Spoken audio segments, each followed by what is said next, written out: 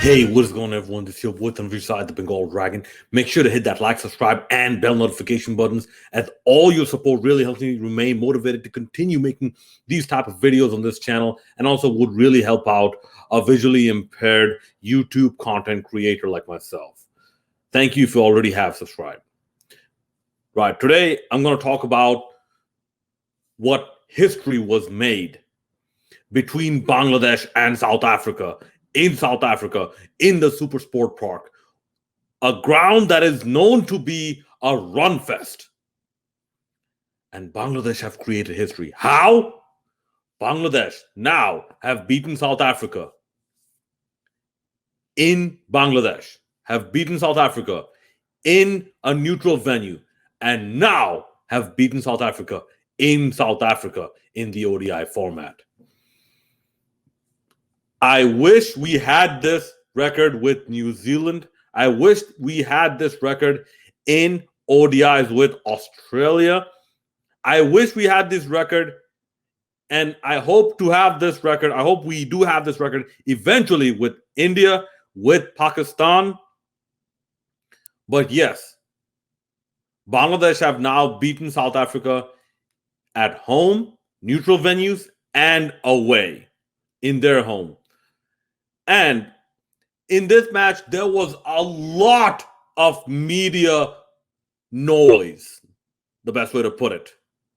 A lot of unnecessary media turbulence. You know, what did Shakib do? Who's going to open? Who is contracted? And what's their mental frame of mind? Why is Jamie Thitten so far away? Okay, how is Russell Domingo going to screw up this time? A lot of media nonsense. Okay, first of all, I said this in my preview. If Bangladesh manages to win, Russell Domingo will get some of the credit. And in all honesty, if he played a hand in this, he deserves the credit. Absolutely, credit where it's due. That means Domingo finally is doing something right. And once he starts doing something right, the mentality will be, why fix what is finally not broken? So that being said, it was good to see Tamim Iqbal get back into some type of form because he wanted to get back into form. This is why the start was so slow on a pitch that has varied bounce, that is a bit two-paced. It has a variable bounce. It doesn't have consistent bounce. And this is why you saw so many pacers try to use bouncers, trying to beat the batters with the variable bounce. Like, it wasn't like something that was so haphazard that Bangladesh happened to bowl the better bouncers. So this is a battle of the bouncers in which South Africa lost. No. There was a strategy to use the pitch in this match from the bowling perspective. And that is why I think this victory for Bangladesh was actually a pretty big one, because the pitch was not that easy. I believe by the 7th over, we were like 27 for no loss. We ended up scoring 314 for 7. So that goes to show that Tamim Iqbal and Litton Das were, especially in a consolidatory phase. Even though they didn't lose any wickets, they just wanted to settle in. And that's a good approach, because we have seen this approach before. We have seen this. I mean, I remember seeing this approach against West Indies in West Indies. I remember seeing a similar approach, I believe, in some of the World Cup matches. And this approach works, because your best batter, arguably, is actually Tamim Iqbal. Mushfiqur Rahim is now not that much in form. So Mushfiqur Rahim, you could say he's maybe the best test batsman, but the best ODI batsman is now Tamim Iqbal. And he needs some time to stay in the wicket. Okay, maybe Tamim Iqbal and Shakib Al Hasan. And getting to Shakib Al Hasan, man. First of all, congratulations to Litton Das. I believe consecutive 50s. Very well played, man. Very well played. 2 thumbs up. Keep up the awesome form, man. Just keep it up. Okay, Shakib Al Hasan, once again, he showed why he is championship material. I believe his 77 runs or something, it came better than a runner ball, if I'm not mistaken. Even Yasser Ali Rabbi, his 50 came better than a runner ball, which means that they're actually taking scoring more proactively, more seriously, that their cricketing mentality, their cricketing brain, their batting approach has finally moved on from 2007 and 2008, moved on from that era and now is starting to catch up, where you have to score, if not better than a runner ball, close to a runner ball, even in ODI cricket. In Test cricket, it's a bit more forgivable. But in ODIs, yeah, you have to do that, especially in the ground like Super Sport Park, where like even 314 is a total that could be chased down. But yeah, everyone contributed, and Shakib, he is the man. Like, I believe he scored the top score for Bangladesh. A bit of a shame how he got out, but still, he did the work that needed to be done. And I feel from a psychological perspective, this is the best tonic. Bat yourself back into mental good health.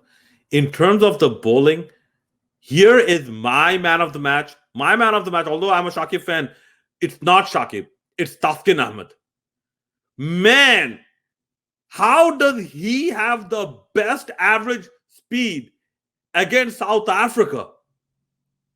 You have Rabada, you have Pehelaquayo, you have, I believe, another pacer as well. So how does Taskin have the best bowling average speed? This just goes to show you that Taskin is actually thinking like not a Bangladeshi fast bowler. He's thinking like a world-class fast bowler. And that is so refreshing to see, that they're thinking beyond the bubble of Bangladesh. They're thinking on a global competitive level. And that type of thinking is important. One of the main psychological barriers that kept Bangladesh cricket back, in the early 2000s, was that a lot of them did not consider themselves on a level beyond the small Bangladeshi bubble. But now we're starting to think bigger. We're starting to expect bigger. And that is such a refreshing sight to see. The pressure, although the scoreboard pressure was there was some good pace bowling, aggressive pace bowling, even from Shoriful Islam, good pace bowling. We got to see that as well. And the batters, they were themselves a little confused on how to play certain shots. Yeah, there were some good shots that were being played, but there were also a lot of edges. Just notice the number of dot balls and notice the number of edges that went for runs from the South African batting perspective. So that just goes to show you that Bangladesh had a plan in bowling. Even Mehdi Hassan Miraz, towards the middle overs, he was getting smashed. He came back in the end. He got like 3 or 4 wickets or something like that. And he, for me, was another candidate for the man of the match because he got David Miller out. David Miller was threatening to take this game away from Bangladesh. And he got him out. And he kept the pressure by getting some of the other left-handers out as well, who was there to support and accompany David Miller while Miller did his thing. Mehdi Hassan Miraz removed that support.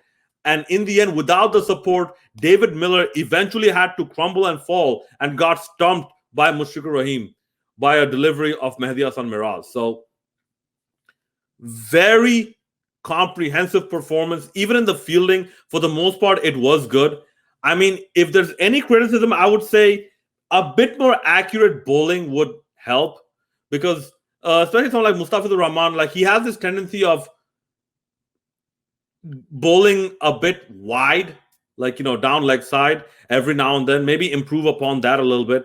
But other than that, a comprehensive performance by Bangladesh. Everyone performed For me, my man of the match is Taskin Ahmed because he not only took wickets, he kept the economy down. But, I have no problems with Shakib Al Hasan being the man of the match. All right, guys, that's it for this video. Let me know what you thought in the comment section below. And as for the second match, it's going to happen in the Wanderers. Bangladesh should not be complacent, even 0.1%, because South Africa is going to come back harder now. South Africa is going to come back really hard now because now the series is on the line. Okay, and this is South Africa's home ground. Their backs are against the wall. So Bangladesh, they will have to put in, if they put in 110%, they will have to put in 150% in the next match. No room for complacency. All right, let me know your thoughts in the comment section below. It's your boy Tanvir Saad, the Bengal Dragon, signing out.